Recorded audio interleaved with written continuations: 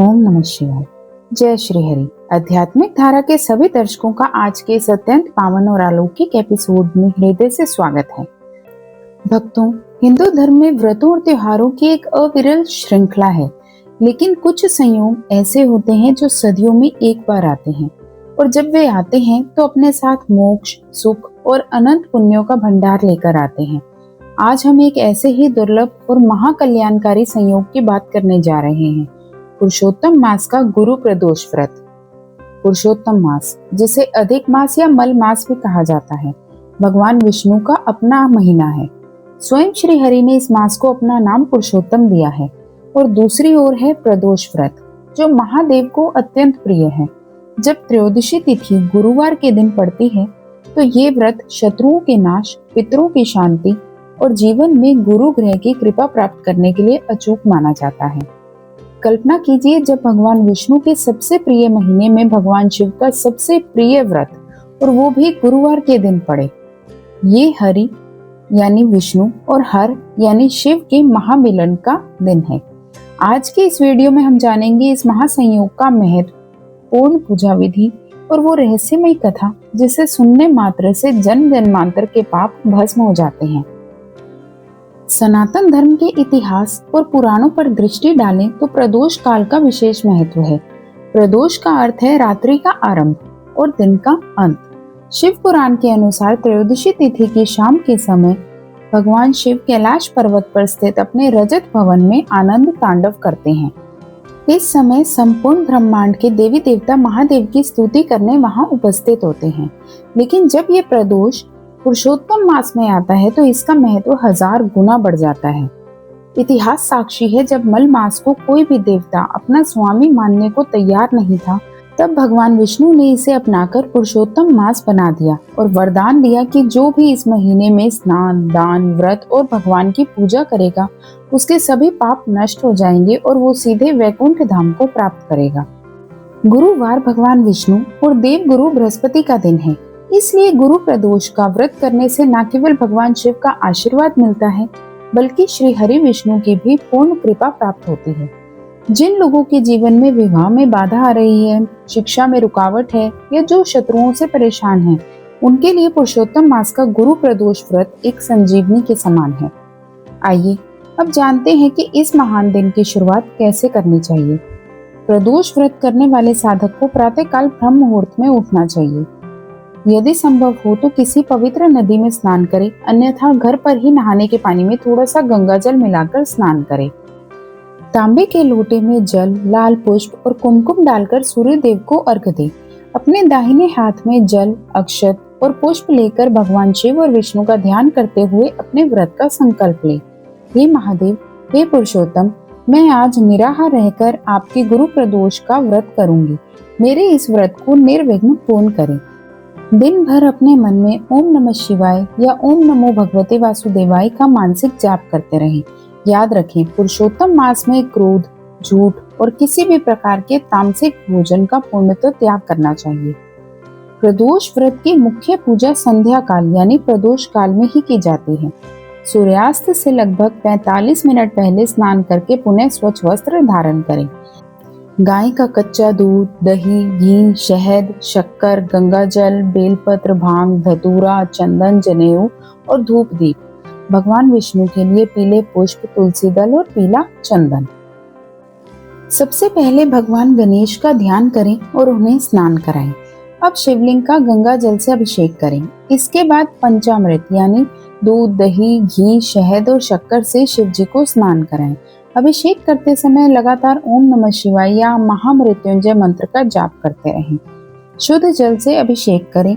अब महादेव को सफेद चंदन का त्रिपुंड लगाएं, अक्षत अर्पित करें। भगवान शिव को उनका सबसे प्रिय बेलपत्र अर्पित करें। बेलपत्र चढ़ाते समय ध्यान रहे कि पत्ता कहीं से कटा फटा ना हो और इसका चिकना भाग शिवलिंग को स्पर्श करे। अब धतूरा, भांग और सफेद पुष्प अर्पित करें। चूंकि ये पुरुषोत्तम मास का गुरु प्रदोष है, इसलिए शिव पूजा के साथ साथ भगवान विष्णु की पूजा अनिवार्य है। श्री हरि को पीला चंदन लगाएं, पीले पुष्प और तुलसी दल अर्पित करें। इसके बाद दोनों देवों के समक्ष गाय के शुद्ध घी का दीपक प्रज्वलित करें और धूप दिखाएं। भक्तों, कोई भी व्रत बिना कथा के पूर्ण नहीं होता। स्कंद पुराण में गुरु प्रदोष व्रत की एक अत्यंत भावुक और चमत्कारिक कथा का वर्णन है, जो ये सिद्ध करती है कि भगवान शिव अपने भक्तों को कभी निराश नहीं करते। प्राचीन काल में एक अत्यंत विदुषी और पतिव्रता ब्राह्मणी थी। दुर्भाग्यवश उसके पति का स्वर्गवास हो गया। पति की मृत्यु के बाद उसके पास जीवन यापन का कोई साधन नहीं बचा। वो बेचारी अपने छोटे से पुत्र शांडिल्य को लेकर दर दर भटकने लगी। वो सुबह होते ही अपने पुत्र को साथ लेकर भिक्षा मांगने निकल जाती और जो कुछ भी रूखा सूखा मिलता उसी से अपना और अपने बच्चे का पेट पालती। एक दिन जब ब्राह्मणी भिक्षा मांगकर लौट रही थी तो रास्ते में उसे एक अत्यंत सुंदर लेकिन बुरी तरह से घायल बालक मिला। वो बालक दर्द से कराह रहा था। ब्राह्मणी का मातृ हृदय पसीज गया। उसने उस बालक को उठाया और अपने घर ले आई। उसने बालक के घावों को धोया और जड़ी बूटियों का लेप लगाया। जानते हैं वो बालक कौन था? वो विदर्भ देश का राजकुमार धर्मगुप्त था। पड़ोसी राज्य के दुष्ट राजाओं ने विदर्भ पर आक्रमण कर राजकुमार धर्मगुप्त के पिता की हत्या कर दी थी और राज्य पर कब्जा कर लिया था। राजकुमार अपनी जान बचाकर वहां से भाग निकला। ब्राह्मणी को जब ये सत्य पता चला तो उसने राजकुमार को अपने ही पुत्र के समान पाला। दोनों बालक एक साथ बड़े होने लगे। एक दिन ब्राह्मणी दोनों बालकों को लेकर शिव भक्त महर्षि शांडिल्य के आश्रम में गई। महर्षि शांडिल्य ने अपने तपोबल से राजकुमार के अतीत और भविष्य को जान लिया। महर्षि ने उस दुखी ब्राह्मणी से कहा, हे देवी, तुम और ये राजकुमार दोनों ही अपने पूर्व जन्म के कर्मों का फल भोग रहे हो, परंतु यदि तुम भगवान शिव के प्रदोष व्रत का विधि विधान से पालन करो तो तुम्हारे और इन बालकों के सभी कष्ट दूर हो जाएंगे। ऋषि के आदेश अनुसार ब्राह्मणी ने पूर्ण श्रद्धा के साथ प्रदोष व्रत करना आरंभ कर दिया। वो हर त्रयोदशी को निराहार रहती और प्रदोष काल में शिव की उपासना करती। समय बीतता गया। एक दिन दोनों बालक वन में घूम रहे थे। तभी उन्हें वहां गंधर्व कन्याएं क्रीड़ा करती हुई दिखाई दी। राजकुमार धर्मगुप्त एक गंधर्व कन्या अंशुमति को देखकर उस पर मोहित हो गया। अंशुमति भी राजकुमार के रूप और तेज से आकर्षित हो गई। अगले दिन राजकुमार उसी स्थान पर गया जहां अंशुमति अपने पिता के साथ उपस्थित थी। गंधर्व राज ने अपने दिव्य ज्ञान से पहचान लिया कि ये विदर्भ देश का राजकुमार धर्मगुप्त है। भगवान शिव की प्रेरणा और ब्राह्मणी के प्रदोष व्रतों के प्रताप से गंधर्व राज ने अपनी पुत्री अंशुमति का विवाह राजकुमार धर्मगुप्त से कर दिया। विवाह के पश्चात राजकुमार धर्मगुप्त ने गंधर्व राज की विशाल सेना की सहायता से विदर्भ राज्य पर पुनः आक्रमण किया और शत्रुओं को परास्त कर अपना खोया हुआ राज्य वापस प्राप्त कर लिया।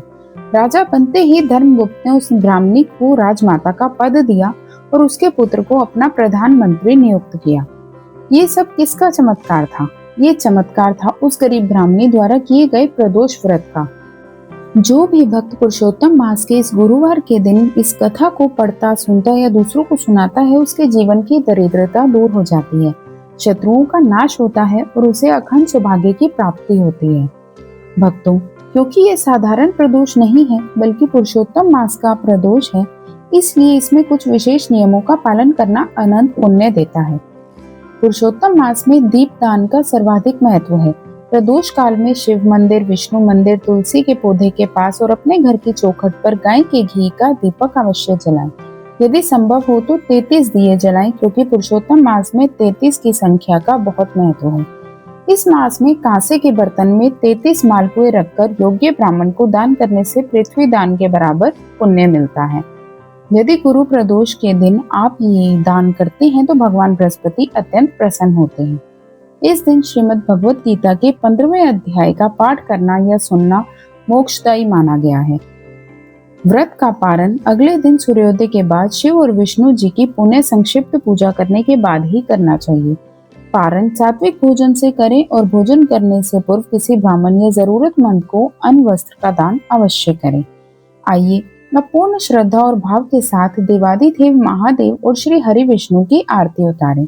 आरती के पश्चात भगवान से क्षमा प्रार्थना अवश्य करें। हे महादेव, हे श्री हरि, मैं आह्वान नहीं जानती, मैं विसर्जन नहीं जानती, मैं पूजा की विधि भी नहीं जानती। हे ईश्वर, मेरी इस छोटी सी पूजा को स्वीकार करें और जाने अनजाने में हुई सभी भूल चूक को क्षमा करें। प्रिय दर्शकों, पुरुषोत्तम मास का ये गुरु प्रदोष व्रत एक ऐसा अवसर है जो हमारे जीवन के सभी अंधकारों को मिटाकर ईश्वरीय प्रकाश भर सकता है। आशा करते हैं कि आध्यात्मिक धारा की ये प्रस्तुति आपके लिए ज्ञानवर्धक और कल्याणकारी सिद्ध होगी।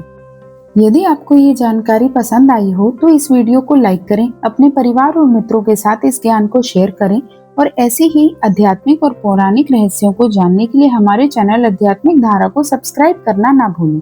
कमेंट बॉक्स में पूर्ण श्रद्धा के साथ ओम नमः शिवाय या जय श्री हरि अवश्य लिखें। महादेव और भगवान विष्णु की कृपा आप और आपके पूरे परिवार पर सदैव बनी रहे। धन्यवाद। हर हर महादेव। जय श्री कृष्णा।